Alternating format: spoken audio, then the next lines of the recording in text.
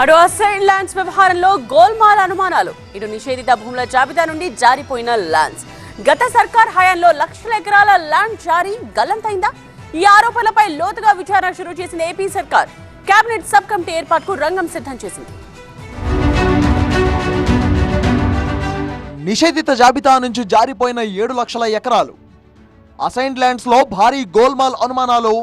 వెరసి 13.6 లక్షల ఎకరాలు ఏమయ్యాయి? ల్యాండ్ జారీ అక్రమార్కుల చేతికి చిక్కిందా? గత సర్కార్ హయాంలో భూ లావాదేవీలపై అనుమానాలు. కేబినెట్ సబ్ కమిటీ ఏర్పాటుకు గ్రీన్ సిగ్నల్. ఏపీలో గత సర్కార్ హయాంలో అసైన్ భూముల వ్యవహారంలో అనేక అవకతవకలు జరిగాయని కూటమి సర్కార్ అనుమానిస్తోంది. దళితులకు కేటాయించిన అసైన్ ల్యాండ్స్ ని వాళ్లు అమ్ముకోవచ్చని గత జగన్ ప్రభుత్వ హయాంలో జీవో జారీ చేశారు. అయితే ఆ జీవో జారీకి ముందే దళితుల నుంచి పెద్ద సంఖ్యలో భూములను కారు చౌకగా కొనేశారని కూటమి ప్రభుత్వం భావిస్తోంది. అప్పట్లో భారీ స్థాయిలో ప్రీ హోల్డ్ భూములకు నో అబ్జెక్షన్ సర్టిఫికెట్లు మంజూరు చేశారు అనే ఆరోపణలు ఉన్నాయి. ఈ జీవోను అడ్డుపెట్టుకుని భారీగా భూ గోల్మాల్ వ్యవహారం సాగిందనే ఆరోపణలు వినిపిస్తున్నాయి. దీంతో ఈ వ్యవహారం వెనుక ఎవరున్నారు అనే దానిపై ఆరా తీస్తోంది కూటమి సర్కార్. భూదందా వెనుక ఉన్న వాళ్లను బయటకు లాగేందుకు అన్ని రకాల చర్యలు చేపట్టింది. ఇక గత సర్కార్ హయాంలో నిషేధిత భూముల జాబితా 22A కూడా లక్షలాది ఎకరాలు చేర్చారని కూటమి సర్కార్ అనుమానిస్తోంది. వీటిలో చాలా వరకు పేదల భూములు, పొలిటికల్ అండ్ లేని వాళ్ల భూములు ఉన్నాయని గుర్తించారు.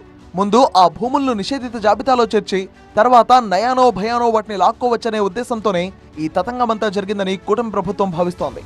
అయితే 22A జాబితాలో చేర్చిన భూముల్లో చాలా వరకు రిజిస్ట్రేషన్ అయిపోయాయి. అలా 7 లక్షల ఎకరాల భూములను నిషేధిత జాబితా నుంచి తొలగించారు అనే ఆరోపణలు, అనుమానాలు వెల్లువెత్తుతున్నాయి. అసైన్ ల్యాండ్స్ లో జరిగిన గోల్మాల్, 22A నిషేధిత జాబితా నుంచి తొలగించిన భూముల వ్యవహారంలో జరిగిన అవకతవకలపై జిల్లా ఇన్ఛార్జ్ మంత్రులు వివరాలు సేకరించాలని ఏపీ సీఎం చంద్రబాబు ఆదేశించారు. ఆ వివరాల సేకరణ తర్వాత కేబినెట్ సబ్ కమిటీ రంగంలోకి దిగి విచారణ జరిపి వాటిపై ఎలాంటి చర్యలు తీసుకోవాలో సూచిస్తుందని అమరావతి వర్గాలు తెలిపాయి. రాష్ట్రంలోని సత్యసాయి, అన్నమయ్య, తిరుపతి జిల్లాల్లో నిషేధిత జాబితా నుంచి భారీగా భూములు తొలగించినట్టు ప్రభుత్వం దృష్టికి వచ్చింది. ఈ నేపథ్యంలో తాజాగా అమరావతి సెక్రటేరియట్లో భేటీ అయిన ఏపీ కేబినెట్ నిషేధిత జాబితా నుంచి తొలగించిన భూములపై మంత్రివర్గ ఉపసంఘం ఏర్పాటు చేయాలని నిర్ణయించింది.